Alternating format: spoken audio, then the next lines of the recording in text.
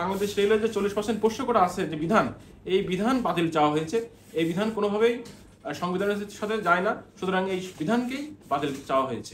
আজ আমি বাংলাদেশ সুপ্রিম কোর্টের হাইকোর্ট বিভাগে একটা রিট পিটিশন হিয়ারিং করি।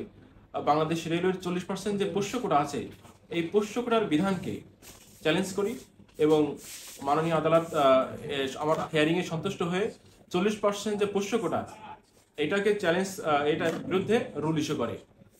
এবং এই রুল কেন ইস্যু করে, আমি সাবমিশনে যে গ্রাউন্ডগুলো লিখেছি সেটা হলো, বাংলাদেশ সংবিধানে 29-এ ব্যাকওয়ার্ড সেকশনের জন্য কোটা আছে, কিন্তু সরকারের একজন কর্মচারী সে কিভাবে ব্যাকওয়ার্ড সেকশন হয়, সে কিভাবে পশ্চাৎপদ হয়, একজন শ্রমিক, কৃষক, তাদেরকে ব্যাকওয়ার্ড সেকশন না দিয়ে সরকারের কর্মচারী বেতনভোগী কিভাবে ব্যাকওয়ার্ড সেকশনে যায়।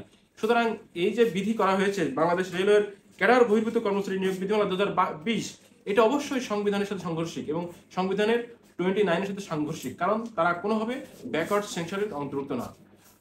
এফেক্টেড হলো যে কোনো আইন যদি সংবিধানের সাথে সাংঘর্ষিক হয়, এটা বাংলাদেশ সুপ্রিম কোর্টের একটা ডিসিশন আছে যে সাংঘর্ষিক কোনো সংবিধানের সাথে সাংঘর্ষিক কোনো আইন যদি হয় এবং এই সংবিধানের সাথে সাংঘর্ষিক আইনকে চ্যালেঞ্জ করে যে কোনো আইনজীবী রিট পিটিশন দাখিল করতে পারবে।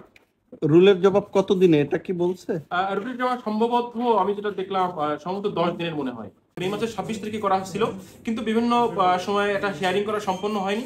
এটা হিয়ারিং আজকে টপ লিস্টে আসে এবং এটা হিয়ারিং হয়। কোন কোর্ট রুল দিয়েছে? এটা মেন 23 নম্বর কোর্ট রুল দিয়েছে।